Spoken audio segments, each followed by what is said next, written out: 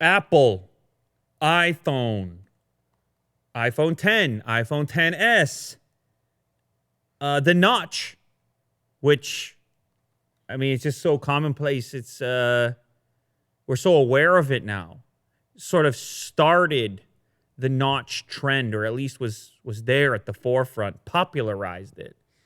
They might be getting rid of it, at least according to this report here from Gordon Kelly on Forbes. Apple's shock iPhone redesign takes shape, apparently. See, this is the thing. I've been talking about why it's hard for Apple to follow the screen-to-body ratio trend, the hole punch trend, the getting rid of the notch trend, because of the way that their Face ID tech works, using a variety of sensors, dot projection, IR, and whatever other tech is housed within there.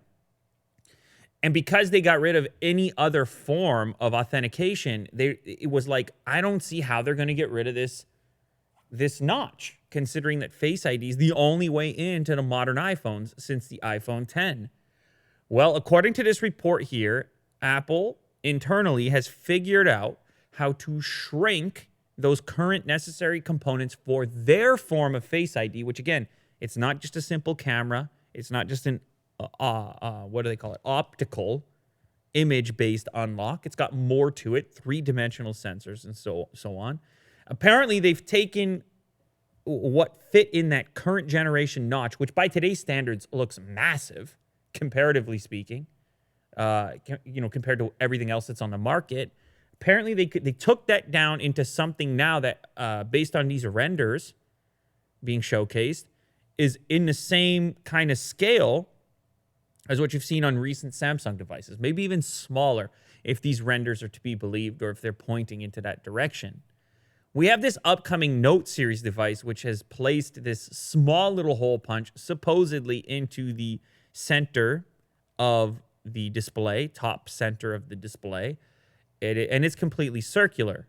Now, the renders that we're seeing for this potential iPhone with a similar layout, it's a bit more of what would you call this? Is that an oval almost? Kind of an oval shape, but very small still. Now, what does this mean? This is not, by the way, for the next generation iPhone. According to Ming-Chi Kuo, who, again, is constantly responsible for many of these leaks, which then result in renders, in his new report here, he says that this will be implemented in the version following the iPhone 11, which is still going to have the same design, of course, at least on the front, as the iPhone 10, 10s, 10s Max, so on and so forth. So this information here, well, there's two ways really to read it. Obviously, Apple devices, when you look at them from the front, are beginning to feel a bit antiquated considering what other manufacturers have been able to do in the meantime with screen-to-body ratio and eliminating notches. But this information coming out, it may actually cause people to resist upgrading to the next version of iPhone, because you'd be looking at that saying, wow, that's a big refresh, not a little one. Now, as much as the new camera layout and possibly the extra lens showing up, extra camera lens, in the next version of iPhone, you're like, no, that's the one I really want to wait for. So maybe you don't upgrade to the iPhone 11 if you're an iOS user. Instead, you sit around and skip a generation if you're on an iPhone 10, let's say, and you wait for this one. Now, along with these rumors in this Quo report here, it also states that they'll move to a 7-element lens system on that next version, iPhone 11s, 12, whatever they end up calling it, away from the 6-element lens on the primary camera for the iPhone 10, 10s, and so on. So you could see an improvement as well in the camera performance for this next version, but that's a little bit more up in the air at the moment. I think the biggest takeaway from this report is that finally Apple appears to have the capability. Again, these are renders at the moment, but the renders are based on the intel, based on the report.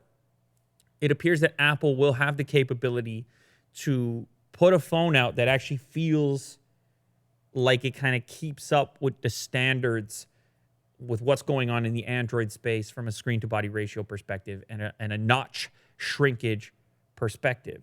If they're able to do it, I should say as well, it's actually a step better than what's happening, say, in Samsung devices currently. And the reason is because all you're getting with the hole punch right now in the Samsung devices is a front-facing camera. And if you choose to use Face Unlock, it's actually not very secure. We fooled it.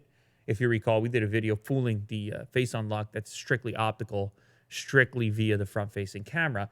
If Apple does the hole punch and they fit all that other Face Unlock tech into it, that's unprecedented in a scale that size. So that's some real miniaturization of some pretty advanced technology. So I think that's really cool. It appears to be a ways off at this point. But another thing that it does is it moves away from the idea that they'll be completely done with notches and hole punches or move towards some motorized thing. Not that anyone expected that to be the case, but I think this right here makes a lot of sense. And I can imagine them moving in that direction for the iPhone 11s, 12. It would be the 12, wouldn't it? Like, that's weird. That's the weird thing. If it's a complete redesign, they have to do another number. Are they getting rid of the S models then? Or are we 2 generations to this? I don't really know. Again, it's based on Ming-Chi Kuo's report, which is always kind of mapping out for the future anyway. But I think it's a good, you know what? If I'm an Apple fan, I'm happy that at least they're working on it. Because like I said, and whether or not you find the notch abrasive or not, you just want your brand to be on that edge, to be on that fringe, to be innovating, to be trying, to be changing, to be advancing. And there's no doubt that that seems to be the way to advance at the moment. I've got this OnePlus 7 Pro over here, and the notch situation is has evaporated, obviously. And if I were to switch back or pick up an iPhone, it feels that much more abrasive having used this one now. So if you're picking up other people's devices that are notch-free, it stands out to you more when you interact with it on a regular basis. So Apple's moving in that direction, according to this report. Shock iPhone redesign. Keep in mind, that's a render for the time being. Google is taking another run at social networking with an app called Shoelace. And it's kind of funny because they just recently shut down Google Plus, which most people seem to agree was a failure. What do you think, Will? Google Plus a failure or what? Yeah, unfortunately. They had high hopes. Well, that's the thing. That's the thing. There was some hype around it when it came out. A lot of people, even still now to this day, a lot of people don't feel so favorably about Facebook. People wanted an alternative. Google Plus was like, oh, you have circles, different people, different circles. Hard to even remember at this point. Yeah. Because even though they just recently killed it, it was so long ago that people that you stopped using it. Like, what I mean to say is it stuck around for a while after everyone stopped using it. Mm-hmm. It just sort of sat there. But yeah, it started up a long time ago. Of course, the premise was it was social media, but you had these like unique groups that you would share certain things to. But I think it was overly complicated for most people. Like, it was just like, I'm setting up circles, I'm doing this and that. It was a lot to handle. Cool concept, never worked out. And of course, then more recently, they had the data breaches, and they're like, you know what? Yeah, we're done. Let's just get out of it. Well, anyway, this is a really small test for this social networking app called Shoelace. And this is kind of a different take. It's more about real life social networking. And the concept here is that you boot up your account on Shoelace and you set up your interests, right? You don't go just adding a bunch of people. You set up your interests, and then it links you up to actual real world events that may match your interests, and then you add people to your social graph in that manner. Now, I guess you could do so probably manually. You could probably go in there and add people manually as well. But it feels like the goal here is real world social media. Wouldn't that just be socializing? real world social media. It's called hanging out with people. Yeah.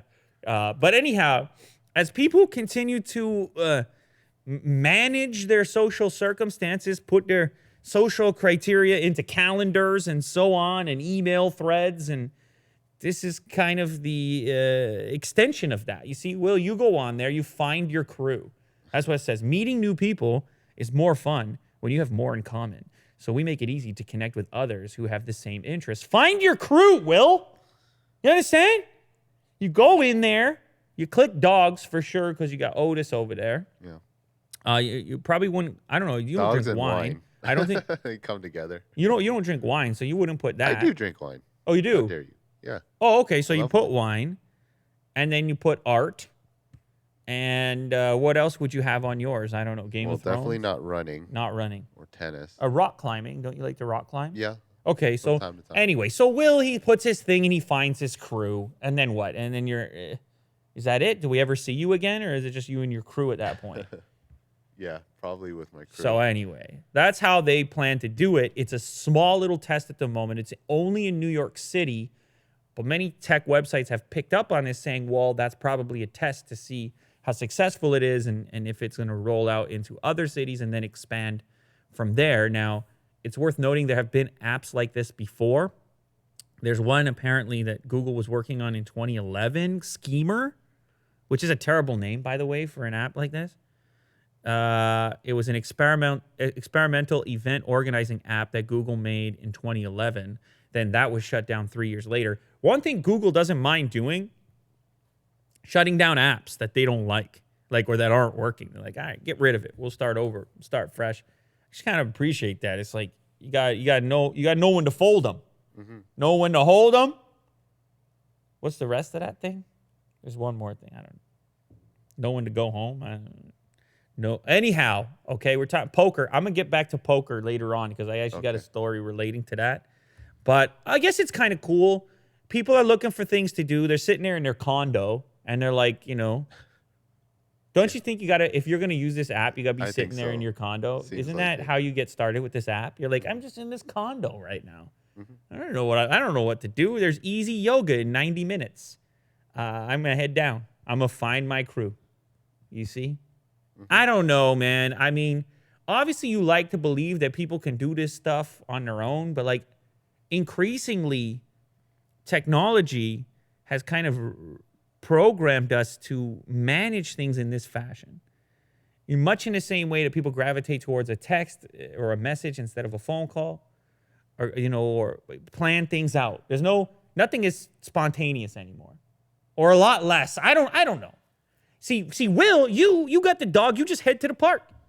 Right? There's no planning. You don't put in a calendar, do you? No. No, you just head there.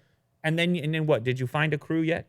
Well, I have a small select group of friends that have dogs, and I just, have a meeting with them at the dog park. Really? Yeah.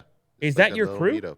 Is that your crew? I guess so. Did you find your crew, Will? Fortunately, I don't need to. What I want to know is if you found your crew, specifically. I did. You found your crew, Will. And you did it you did it without shoelace. Yeah. So, I'm very impressed. Most people, they're going to need shoelace, as it appears. But anyhow, it's experimental at the moment. You let me know. What do you think? You're going to use this thing. You're going to go, what are you going to do? You're going to do easy yoga in the park, okay? 9 a.m. tomorrow to 10:30. You're going to meet some people, shake some hands. Look, if you get out of the house, I'm happy. Okay. If you get out of the house, I'm happy. I'll try to do that this weekend. So that's it. That's step one. If you need an app to do it, I'm still happy because what else are you doing? Yeah. What are you staring at? Well, you're looking at Facebook. You're looking at what? People's pictures. Get out of the house. I like that it's proactive. Yeah. I like that it's a thing that in order to participate, you have to go do something. I like that. But I'm also, part of me is like, just go to the park then. Like, what? You don't have to. Yeah, it's not very hard to meet people. That's what I'm saying. That's what I'm saying. But who knows? For some people, maybe it is. And if you're at the park, you're pretty much like-minded. Yeah. But no, people want to be even more like-minded. You know what this kind of reminds me? It's like a dating app for friends. Yeah. You're now dating for friends. Yeah. You're like, we don't have enough in common. Me and you, Will, we can't be friends. I'm going to go find a different crew. Imagine that. You got your own crew. You're like, nah, you know what? We'll go find another one. Yeah, it's very selective with the word crew. And it also, the problem with this is it makes it seem like you can, like a crew, I can find another crew. Like if I get on your nerves or we have an argument or something and a friend, as friends that go way back time-wise, I'll be like, you know what? I don't need you in this crew. We'll find another crew. Yeah. You see, that's the problem. It can't be so disposable like that. You can't put in here have known the person for 5 years, which is worth something. Yeah. Even if the guy in the crew doesn't like art and drinking wine, he's got 5 years. So anyway, nonetheless, they're working on it. I'm curious to see how it maps out, but I like the fact that it's proactive. People get out in the world. That in and of itself is probably better than staring at your Facebook all day. Lenovo fuels the first PC sales increase in 6 months. PC sales pretty flat, Will. Pretty stagnant for a while now. Laptops, desktops, the whole thing. Like they're just people aren't gobbling them up like they used to once upon a time. Now, take that headline with a grain of salt because we're talking about an increase of 1.5% after 2 consecutive down quarters. So like a really marginal improvement. Lenovo led the pack with 25% share, followed by HP and Dell at 22.2 and 16.9% respectively. So that's how it maps out in terms of market dominance. It's not a significant improvement, but I guess any improvement is substantial given the past history here of these down quarters. What can it account to? I mean, they say here in this Engadget article, Windows 10 refresh and an easing of the Intel CPU shortage. Could it be that people are due for an upgrade? Could it be that there's a lot of nice selections available currently? Could it be that people like myself have a new appreciation for a more traditional input method, feeling comfy on a laptop maybe more so than a tablet or a phone? It's quite possible. It might be a combination of those things. It probably is, to be honest. Now, Apple, of course, they've had the keyboard problems on their MacBooks as well. And apparently that may not have affected worldwide shipments. They were flat. So it's a tough one to map out, like the future of laptops. We talked in the past about how a lot of manufacturers seem to be searching for this next computing platform, this next form factor. We looked at like the folding display Lenovo thing, which was kind of like a giant folding phone, but which mapped closer to a laptop form factor. There's the rumor, along with the patents, for the folding screen iPad implementation. It's almost like everybody knows that the laptop is antiquated, no matter how thin and light and advanced it gets. Yet there isn't this relevant solution yet, for whatever reason. So in the meantime, people they keep buying laptops, but don't expect to see significant growth in this department.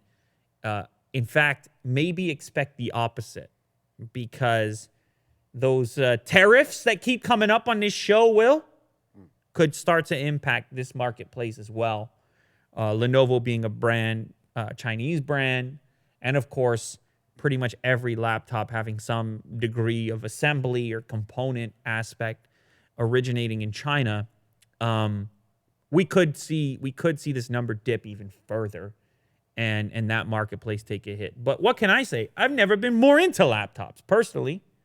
We got the latest Lenovo. Some people were asking why I didn't switch over to this one yet. Just didn't even set it up yet. That's the Carbon version, 7th generation. When I said Carbon version, I meant the actual Carbon Weave. But yeah, X1 Carbon, 7th gen. It's nicer than the one I've got right here. I'm setting it up. Relax.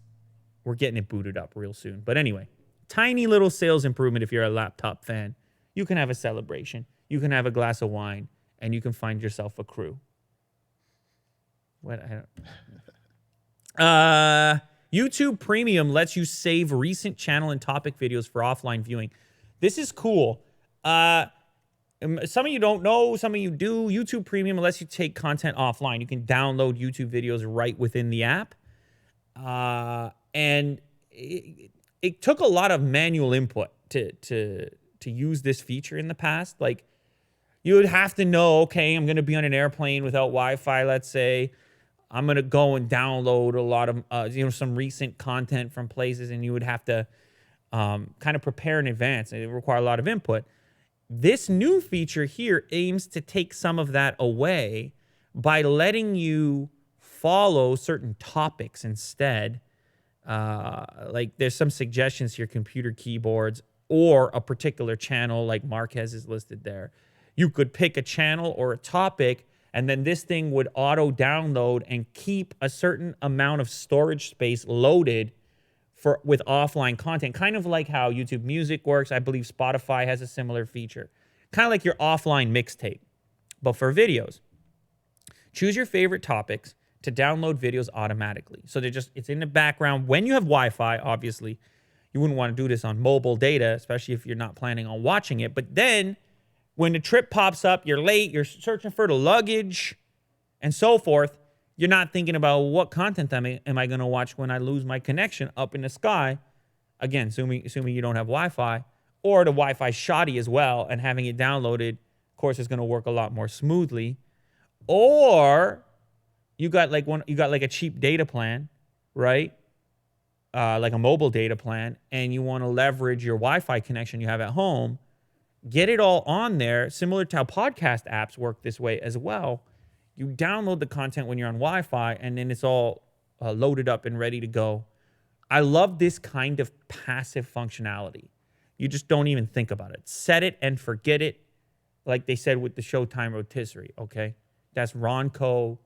That's for the OGs. It's for the real dudes. I mean, if you don't know, now you know, though I can't help you because you should have known, because it's a rotisserie chicken, 3 easy payments, 5 easy payments, $19.99. Set it and forget it. You put it in the rotisserie. You flip the switch. You understand? It cooks in its own juices. You see? Yeah. You see, set it and forget it. All right. That's anything that can be like that. That's what you want. Look at Ronco. If this guy here doesn't give you confidence, nothing ever will. So YouTube obviously studied this man. They studied the infomercial. They looked at the rotisserie chicken. They realized, okay, what is the Ronco rotisserie grill version of how you interact with YouTube?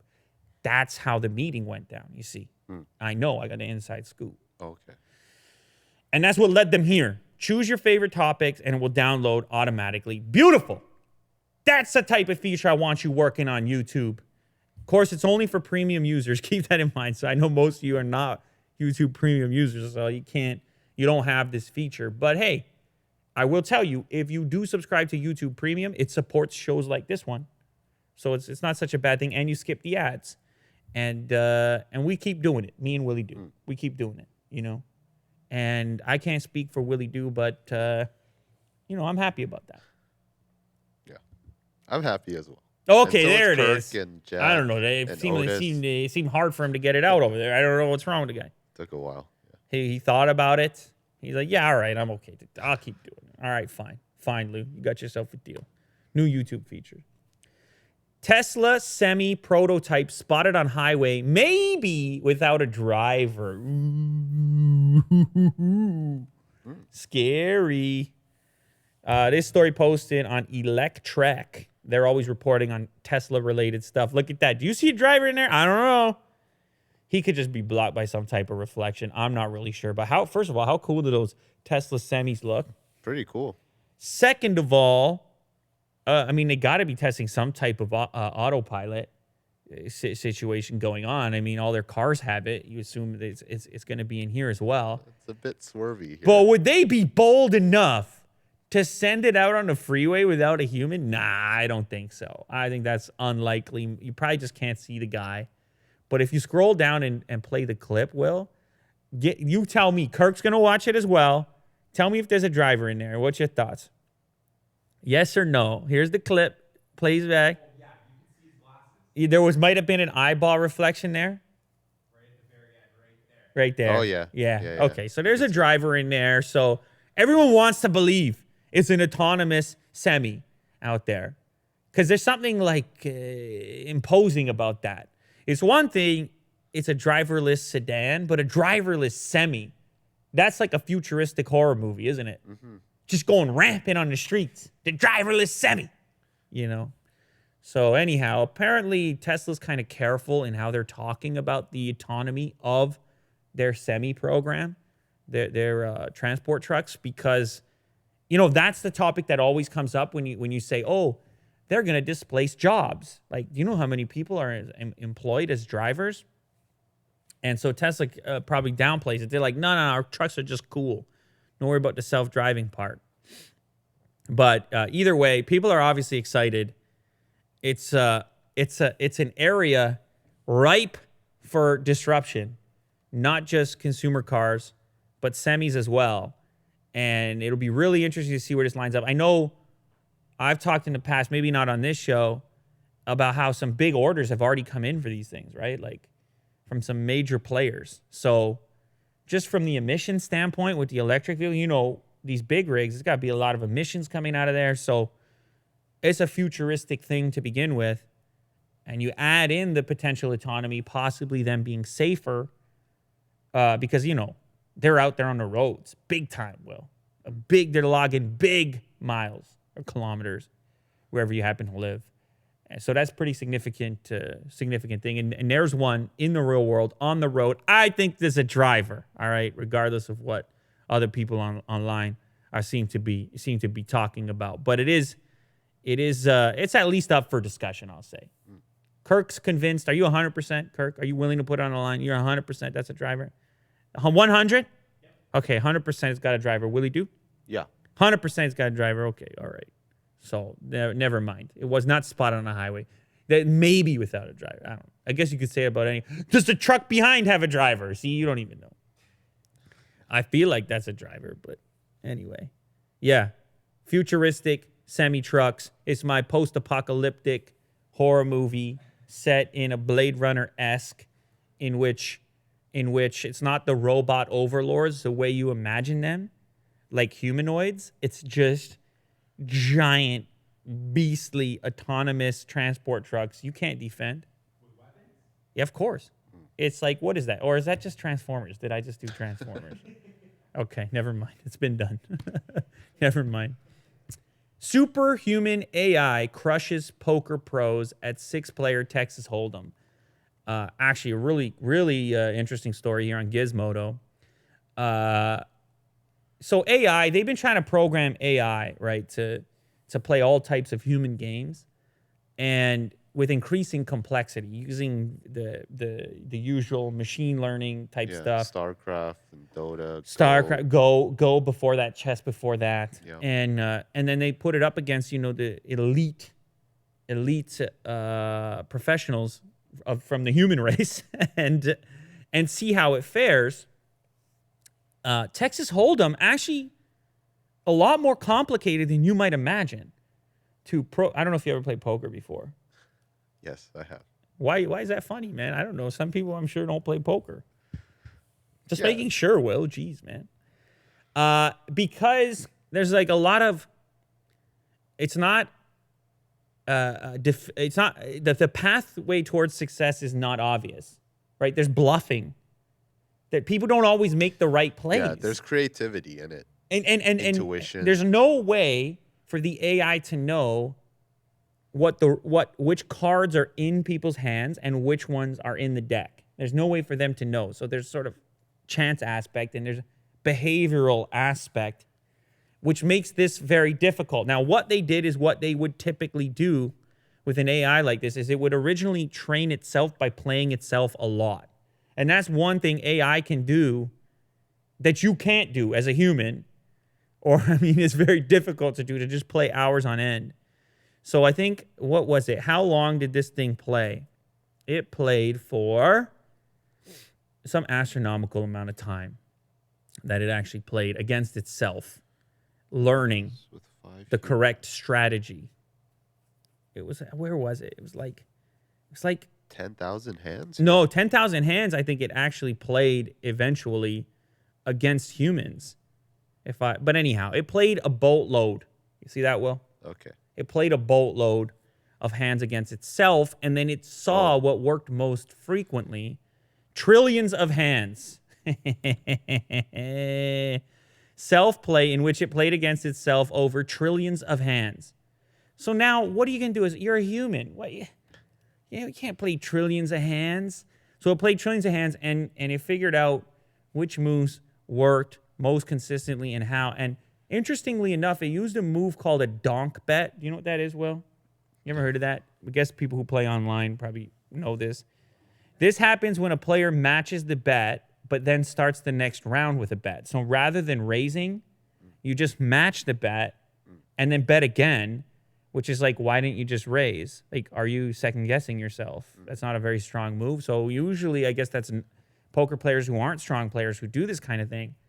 But the AI figured out a way in which to send a signal which would catch a typical response from these high-level players it played against and use it as a technique to get where it wanted or to get the responses it wanted. So it played against a bunch of high-level guys you probably heard of if you're a poker fan, some World Series of Poker champions, Chris Ferguson, Darren Elias, Jason Les, Jimmy Chu, and Sean Ruane. And all of them said, this thing is bananas. We're done. We're dead. And, of course, it got me to thinking, like, how long is it before somebody implements one of these AIs on online poker and just crushes? Yeah. Because this in here, they say that based on its play against all professionals, it was winning at a rate of $1,000 an hour consistently, right? And that's against the best players in the world. What are we doing here? Yeah, exactly. So you get yourself this AI, which they claim is running on 2 CPUs, 2 computers. Yeah, using 2 CPUs and $150 on a cloud computing service.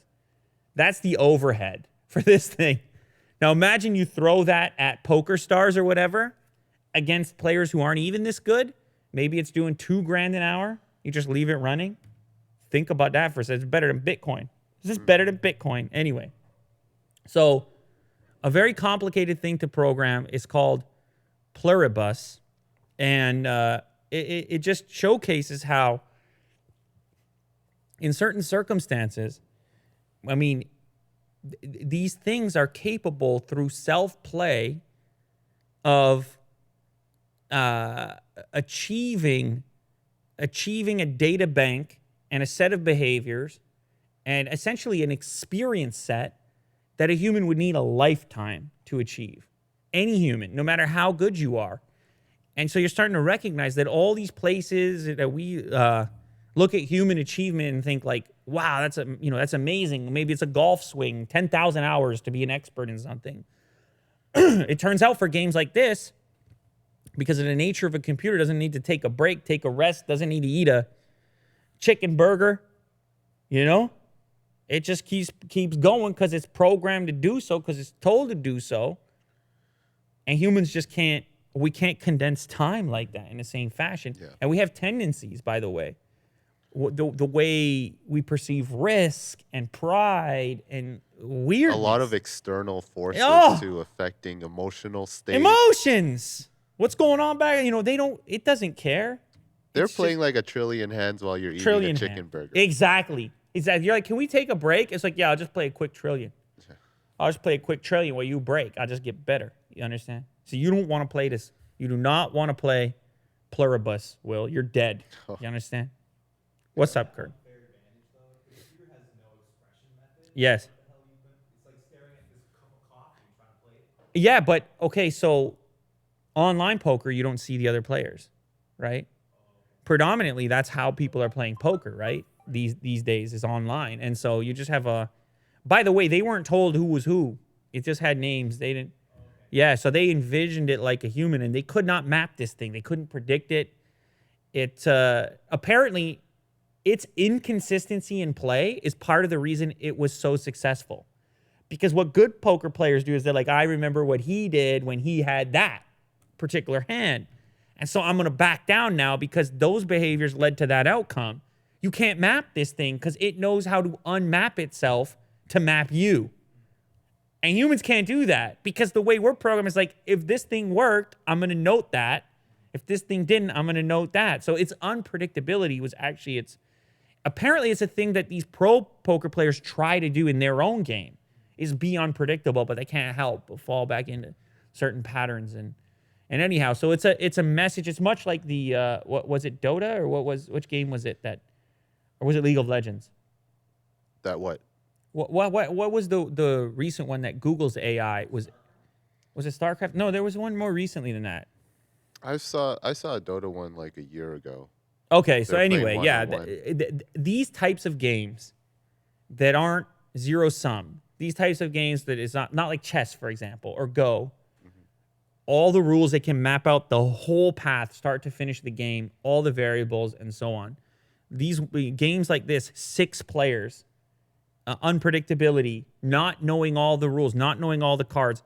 This maps a lot more closely to real life, which is why these particular types of AI are more powerful because their behaviors, their prowess, their sophistication lies within an environment that's a lot more like the world. And so if they can deal with this type of nuance, you can imagine mapping them to other human scenarios which have a lot of nuance to them as well. So these things are a lot closer to being that kind of futuristic AI that you're afraid of, or that could be helpful. Nah. Okay, no, it's over. Starts with Donk poker. betting their way to Poker the top. first. Autonomous vehicle transformer thing next, right? Starbucks to stop selling newspapers, citing shrinkage. I didn't even know that Starbucks was selling newspapers, but they've been apparently been doing it for like 20 years. It's been kind of a thing that like you could pick up a New York Times at a Starbucks. I didn't know this. I don't even know. I didn't even notice. Are people reading newspapers? Well, they say that people were just taking the newspapers, not paying for them. They say people just thought it was like a free newspaper for them to have because they were at the coffee shop.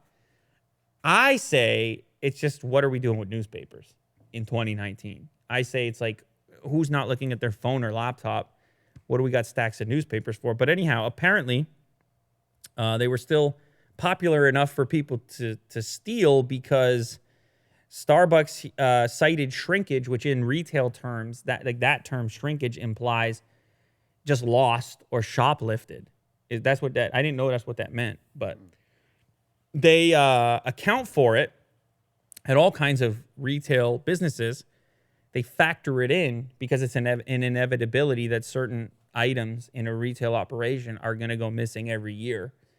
Theft, misplaced, so on and so forth. But it is a significant thing because Starbucks is a huge enterprise, 8,600 plus coffee shops in the U.S. that would have had the New York Times, Wall Street Journal, and USA Today in them, essentially acting as a distribution network for those publications. Then that evaporates now. But also, apparently, according to the spokesperson here from Starbucks, they will also remove shelving fixtures that display whole bean coffee and different grab-and-go snacks. So, I don't know. I've actually bought whole bean coffee at Starbucks before. I buy the bag. Now, I don't think they're going to get away from selling that completely, but maybe they're going to change the fixtures because people are stealing stuff, which is kind of a surprise to me. You know, I never stole anything from Starbucks. Oh.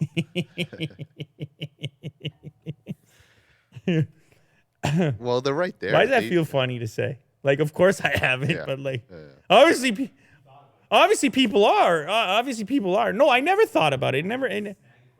No, it never crossed my mind, man. I promise you, it never crossed my mind. But I guess people are. They're going to change around the retail experience. One of the interesting things about Starbucks, they all the locations are corporate owned. It's not a franchise type of thing. So when they make a change, they experiment. They can experiment immediately across a vast number of stores and see how people behave and like take that data and then change the store layouts to make them more efficient and all this. So it makes them really interesting to track because of their popularity and their ability to do that. So I notice things when I go into Starbucks when they change things, go into some of the new stores and they like are totally experimenting with the layout, the counter height. It's all very interesting to me. So this is another example of that. The newspapers are gone. I feel like it was inevitable, to be honest, whether they were getting stolen or not. But I got to be honest, I can't remember walking into a Starbucks and seeing anyone reading the newspaper. Like I think that's that's a different type of shrinkage. That's just a shrinkage in that whole media consumption method as a whole. But anyway, don't go to Starbucks to look for your Wall Street Journal. All right, it's over. Okay, last one for me. This one hit home. This was weird to me. I read this and I was like, I feel like I just got to talk about this because it hit home with me, you know. Excruciating infection blinds man who showered with contact lenses. I did not know this. Do not apparently go in the shower with your contact lenses, guys. You don't do that, Kirk. Don't do that, man. You may already have an infection. Listen to this, okay? This dude didn't think anything of it. Goes in the shower with the contact lenses on. Water gets underneath the contact lens. In the water is a parasite. The parasite dives into the eyeball, blinds the man in the eyeball, but not before an excruciating infection, pain, treatments, and he says 18 months of his life, which were just absolute terror because he didn't take the contacts out. He was at the gym, lifting weights, he was an athlete, jumped into the shower before going to work and didn't think anything of it until, I mean, if you scroll down, you can see some of the along the way photos there. He says he'll never wear contact lenses again. It's not worth the risk. He said he went through depression and everything else you would expect to be the case going through something like this. Now, at first, they didn't know the extent of it, so they tried to give him, like, antibiotics for the eyes, and they thought they could overcome it, but the parasite would not leave, destroyed the entire eyeball, and a simple, stupid thing like removing a contact lens would have resulted in a completely different outcome. Now, the reason to put the story out there is because nobody handed me contact lenses and made me aware of this. Like, I never heard of this. Yeah, no disclaimer. I never heard of this. And neither did he, and neither did commenters on the actual story. Now, this does have a bright ending. He actually was able to get a type of membrane transplant, which involved having graft material placed on a cornea and glued down underneath a hard contact lens. But in his case, the glue didn't work, stitched his eyeball. He eventually got a donor for a corneal transplant, which will involve cataract surgery. He has a chance still. There's a way he gets a donor for an actual, eyeball component. Pretty amazing story, like what they can do in medicine. But nonetheless, guys, that's it. I mean, don't wear your contact lenses in the shower. That's it. Like, funny enough, I've done it before. Kirk's done it before. We both wear contact lenses. The reason I hate doing it is because there's such a natural thing in the shower of like kind of like rubbing your eyes or whatever. Cleaning your eyes. Or just in and around your eyes. So I didn't do it that often because I kind of hate the experience of doing it. But I definitely have before in a rush. You already got the contacts in or whatever. Yeah, or after hockey or something like this. But I'm just going to be super aware now, and I guess everybody else should. I have wondered about it before, though, because it's really uncomfortable, actually, showering with contact, with the water coming down. Or what about swimming with contact? Same thing. Just be aware, I guess, because it is capable of trapping water underneath it. And in this guy's case, that was the wrong water. So there you have it. Anyway, Will, you got something for us today. You got a question you want to share from an audience member. What are you going to do for us today? I do. This comes from Sammy. A strange Canadian milk. So she was wondering, or he was wondering, do you guys have bagged milk? Why? Why, Lou? Why can you get milk in the bag? Yeah. Milk. Because I thought about this. I'm just wondering, why do we have I think it's lighter weight to get more of it than having a bunch of cartons, I would guess. Like, you can pick up a bag of milk, which would have how many liters in it? 4 liters? 3 liters. Okay, so you can get a bag of milk that's 3 liters, and it's going to be lighter weight than having 3 liters worth of milk in cartons. Right. Now, it's not the only way to buy it, for the record. You, of course, still have your typical cartons, and you can buy it like that if you don't drink a lot. But I would say this is for people who drink a lot of milk, and they're looking for efficiency. I assume it's probably a little bit cheaper than buying it in the cartons as well, I would guess. But as far as like why that's a Canadian thing, I didn't actually even know it was just a Canadian thing. Is it just a Canadian thing, for the record? Bagged milk? So the dairy farmers of Canada were like, you know what? We're going to give people this option. Maybe. Here we go. Foodnetwork.ca. Did you know bagged milk is a uniquely Canadian? Yeah, okay.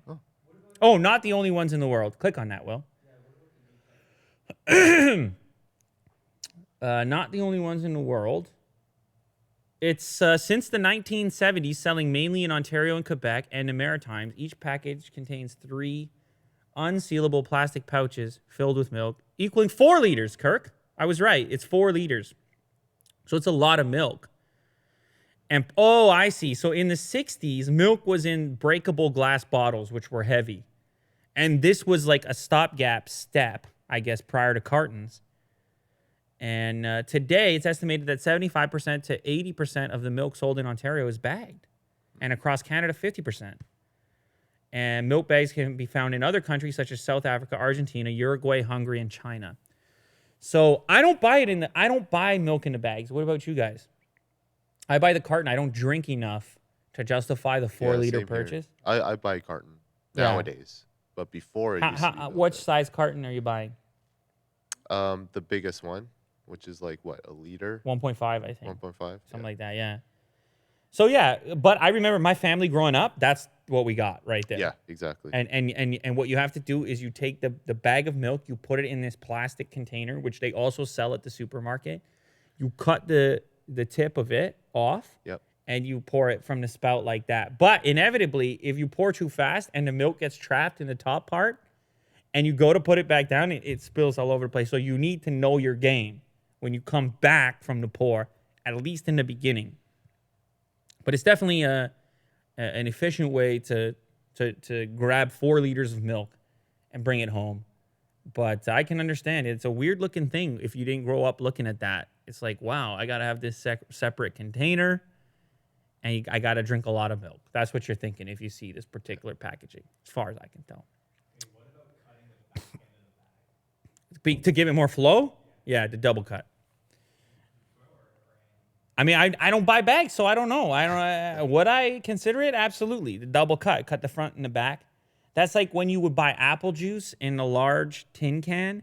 You got to cut both sides or you get the blub, blub, blub, blub, blub. You know, you don't want that action. Splashing everywhere. You don't want the blub, blub action. So you create a hole in the back as well.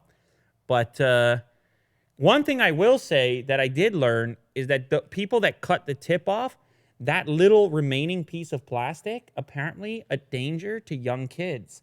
Because if they pick it up and it's got milk on it and they try to eat it, or even like a dog or something, it can create like a perfect blockage in the throat. Oh. There's no hole in it. And because it's got a narrow end, kind of like a triangle. It's like a funnel It's like a funnel. It could fit down and then block on the way up. So anyway, I remember growing up, my mom told me that or something when we used to have it. And she'd be like, make sure that goes in the garbage. Don't leave it lying around. You just immediately eat it. For that reason. Yeah, I'm like, that's delicious. It's got milk on it. So anyway, it's just another way to buy milk, especially if you drink a lot. But it is amazing to find out that 70% of people in Ontario, which is where we're located, that's how they buy milk, the majority. There you have it. That's why it's milk in a bag. Willie Doo, we covered it all, as we usually do. What a time to be alive. Missed that the last couple of days. I can't really talk much about trending today. I mean, you can go look at it if you want. I can't. There's not much to say about it. What about Twitter trending? There was a news story about Area 51. Did you hear about it? Yeah, they're talking about storming Area 51. Oh, yeah. Stop it, okay? Everybody's bored. Everybody. Dude, there's over... there's almost 500,000 people going, Yeah. and another 500,000 interested. Are they really going, Will? Huh? Well, you gotta have some people Yeah. going. We you will know? meet up at Area 51 Alien Center tourist attraction and coordinate our entry.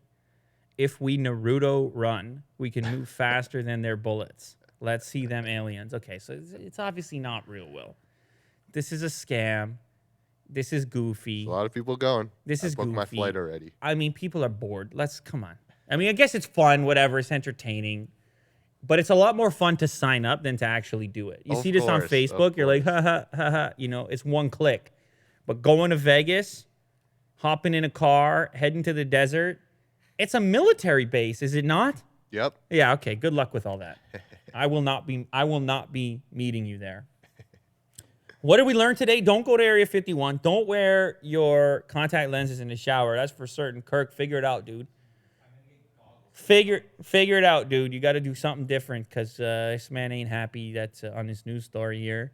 Apple's gonna move away from the notch, which I think is the move they have to do. It's gonna take some time, but you might want to actually sit out the next iPhone. If you are strictly iOS, you may want to sit out the next iPhone. We got the new YouTube features, which I'm a big fan of. Take it offline, automatic, autonomous vehicles, not driving without people for the time being. The AI superhuman poker is coming for you. You might be playing online poker and think you got a chance. You might not have a chance. Newspapers are over, but that ain't news. I said what a time to be alive. Milk can come in a bag, whether you knew it or not. Willie Doo kind of wants to keep doing this, although he's a bit subdued when he was asked earlier. But I can promise you one thing. I'll be back whether he's here or not.